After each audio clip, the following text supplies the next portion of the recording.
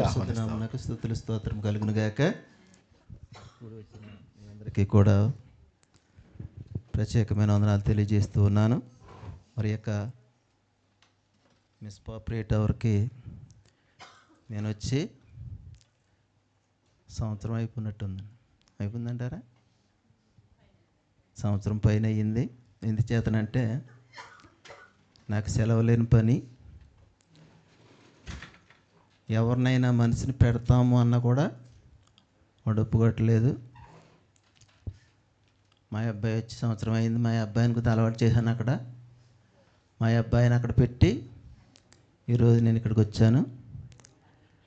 కాబట్టి మరి మీరు వేరే విధంగా ఏమనుకోవద్దు, నాకు రావటానికి అవకాశము లేదు.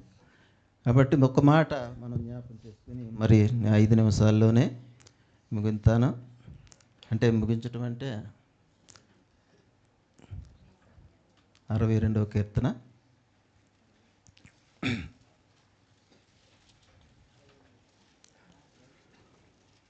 8వ వచనం నేను చదువుతున్నానండి. 62వ కీర్తన 8వ వచనం నేను చదువుతున్నాను. జనులారా, ఎల్లప్పుడూ ఆయన యందు నమ్మిక ఉంచుడి, ఆయన సన్నిధిని మీ హృదయములను కుమ్మరించుడి. దేవుడు మనకు ఆశ్రయము. ప్రార్థించుకుందాం. మహోన్నతుడ, మహారాజు, మా పరమరక్షక, నీ కొందనాలు ప్రభా, స్తోత్రాలు స్తుతులు చెల్లిస్తున్నాం. ఇక మధ్యాహ్న కాల సమయంలో తండ్రి, మీరు ప్రార్థించుకున్న స్థలంలో, ఇక ఒలీవ కొండ మీద నాయన ప్రభా, మీరు ప్రార్థించుకున్న స్థలం, ఆ స్థలంలో మేమందరం కూడా చేరున్నాం. నీ సన్నిధి ఇక్కడ ఉన్నదని మేము నమ్ముచున్నాం. ప్రభు, నీ కొందనాలు నాయన. నీ సన్నిధిలో ఉన్న మాతో మీరు మాట్లాడండి. ఇదిగో నీ పక్షంగా నన్ను ఇక్కడ నిలబెట్టావు నాయన. నా నోట నీ పరిశుద్ధాత్మ నుంచి మీరు మాట్లాడండి. ఇక్కడ కూర్చున్న ప్రతి ఒక్కరికి వినగల చెవి, గ్రహించగల మనసు దయచేయమని యేసు నామములో స్తుతించి ప్రార్థించి వేడుకొంచున్నాను పరమ తండ్రి, ఆమేన్. మరి ఇక్కడ ఆయన సన్నిధిని మీ హృదయములను కుమ్మరించుడి అని చెప్తూ ఉన్నాడు. మనం అందరం కూడా ఇక్కడికి ఎందుకు వచ్చామండి?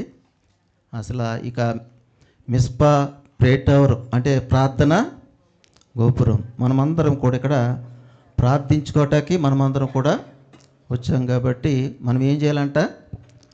మన యొక్క హృదయాలని కుమ్మరించాలని చెప్తూ ఉన్నాడు. మరి ఆయన సన్నిధిలో మన హృదయాలను కుమ్మరిస్తే మనకి ఏమి కలుగుతుంది అనేది 2-3 మాటలు నేను జ్ఞాపం చేస్తాను. మరి మీ మిస్పా ప్రే టవర్ వారు మొన్న నాకు బహుమతి ఇచ్చారు. ఆ బహుమతిలో ఏముందంటే పాట పాడుకోకుండా ప్రసంగం చేయరు. అది నాకు ముందు నుంచి ఉన్నది. 1 నిమిషమైనా 2 నిమిషాలైనా దేవుని స్తుతించి ఆ 2 మాటలు నేను చెప్తాను. కాబట్టి ఒక పల్లవి శరణం పాడి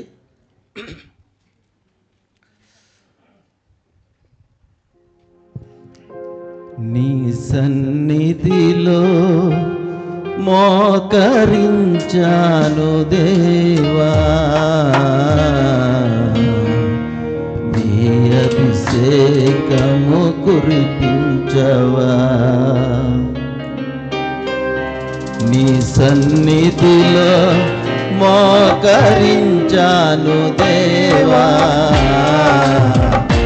నీ అభిషేకము కురిపించవా.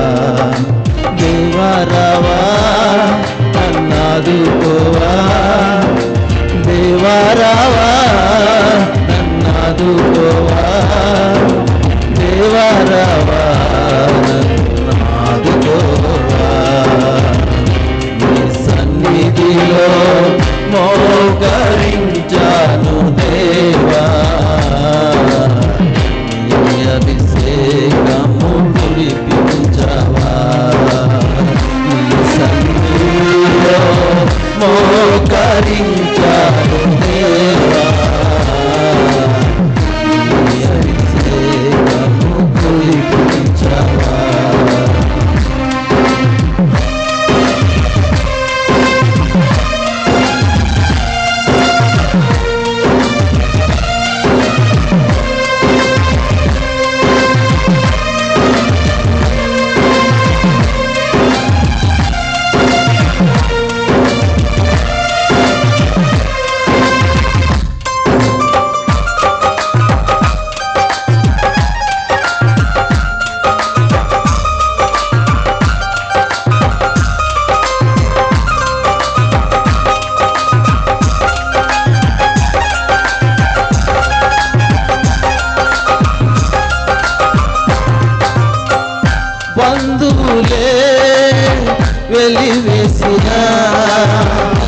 స్నేహితులే నన్ను వదిలేసినా,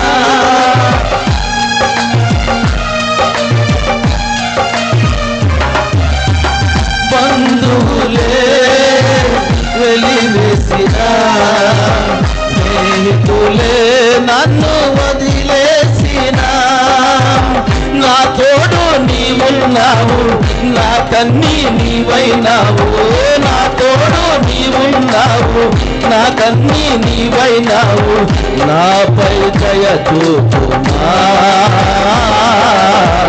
నీ సన్నిధిలో మోకరించాను దేవా,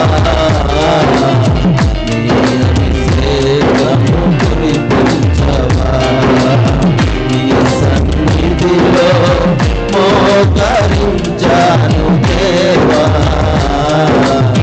నీ అభిషేకము కురిపించవా, దేవరావా నన్నాదుకోవా, దేవరావా నన్నాదుకోవా, దేవరావా నన్నాదుకోవా, నీ సన్నిధిలో మోకరించాను దేవా,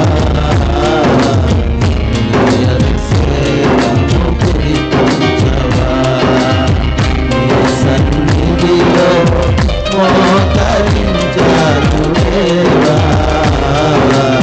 నీ అభిషేకము కురిపించవా. హల్లెలూయా. ఆయన సన్నిధిలో మీ హృదయాల్ని కుమ్మరించాలి. మరి నీ సన్నిధిలో మోకరించాను ప్రభువా, నీ అభిషేకం నా మీద కురిపించి ప్రభు అని భక్తుడు పాడిన రీతిగా మన దేవుని సన్నిధిలో మనము మనకి హృదయాలను కుమ్మరించినట్లయితే ఆయన పరిశుద్ధాత్మను మన మీద కుమ్మరిస్తాడు. కాబట్టి మరి ఆయన సన్నిధిలో మనం మనకి హృదయాలను కుమ్మరిస్తే అసలు ఆయన సన్నిధిలో ఏమి ఉంటుంది అనేది 4-5 మాటలు నేను జ్ఞాపం చేస్తాను. ఆయన సన్నిధిలో మరి మనం ఉంటే ఉపయోగం ఏంటి? అసలు ఆయన సన్నిధిలో మనం ఉంటే ఉపయోగం ఏంటంటే, మీరు అన్ని కొటేషన్లు తీయటకి సరిపోదు, కానీ మొదటిగా కీర్తనలు కానీ 16-11 అంటాడు, సంపూర్ణ సంతోషం కలదంట. ఆయన సన్నిధిలో ఉంటే ఏం కలుగుతుంది అంటండి? సంపూర్ణ సంతోషం. సంతోషం అంటే వేరు, సంపూర్ణ సంతోషం అంటే ఇంక వేరే కొరత ఏముండదు. ఆయన సన్నిధిలో మనం ఉంటే సంపూర్ణ సంతోషం ఉంటుంది. ఖచ్చితంగా ఆయన సన్నిధిలో మనం ఉండేవారుగా ఉండాలి. రెండోది చూసినట్లయితే సామెతల గ్రంథం 8:30 మీరేం చూడొద్దు, కానీ అక్కడ చూసినట్లయితే ఆనందము కలుగుతుంది అంటండి. ఎక్కడుంటేని? ఆయన సన్నిధిలో నువ్వు ఉంటే ఏం ఉపయోగం కలుగుతుంది అంటే ఆనందము కలుగుతుంది అని చెప్తూ ఉన్నాడు. మనకు ఆనందము కావాలంటే, ఆనందం అనేక రకాల ఆనందాలు అన్నీ వివరించడానికి సమయం లేదు, కానీ మనకు అనేక రకాల ఆనందాలు ఉంటాయి.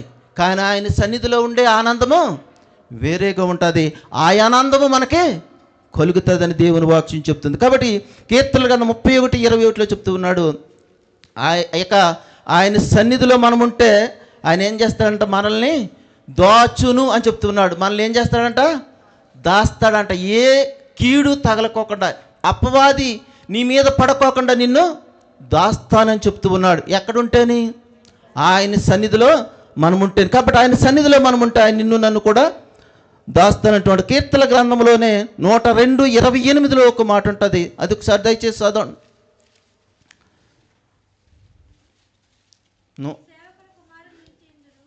నీ సేవకుల కుమారులు నిలిచియుందురు, వారి సంతానము నీ సన్నిధిని స్థిరపరచబడును. ఆయన సన్నిధిలో ఉన్నవారు కాబట్టి ఆయన సన్నిధిలో స్థిరపరుస్తానని చెప్తూ ఉన్నాడు.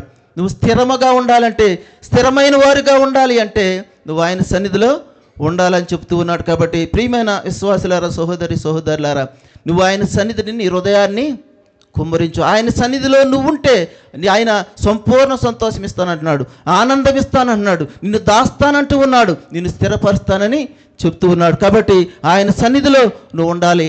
ఎంతకాలం ఉండాలి ఆయన సన్నిధిలో?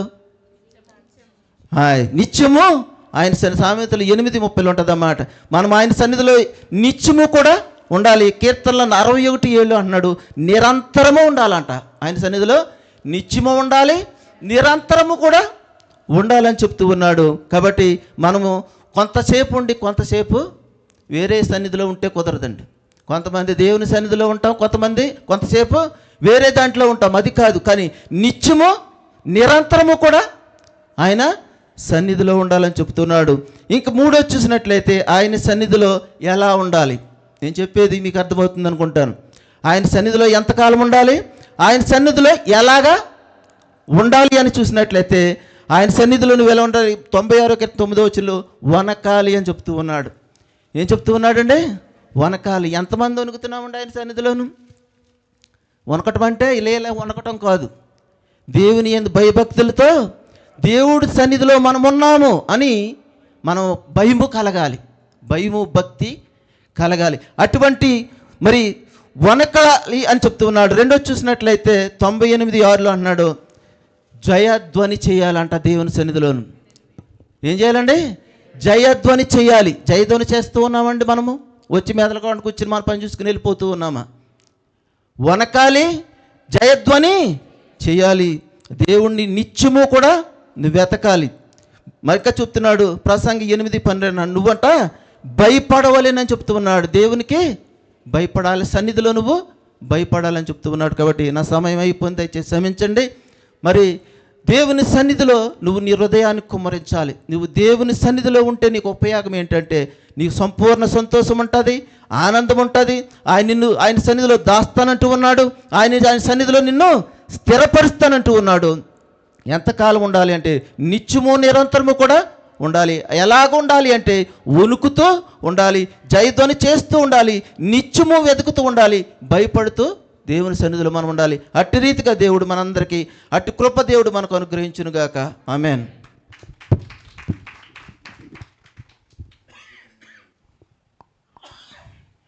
చక్కగా దేవుని యొక్క వాక్యాన్ని వివరించినటువంటి దేవజనులు ప్రభుదాస్ గారికి మిస్పా ప్రార్థనా శిబిరం ద్వారా వందనాలు తెలియజేస్తూ ఉన్నామండి. మరి ఈ సమయంలో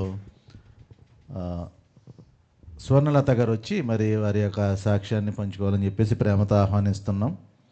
అమ్మ స్వర్ణలత గారు, టీలు తర్వాత జాగ్రత్తగా రండి.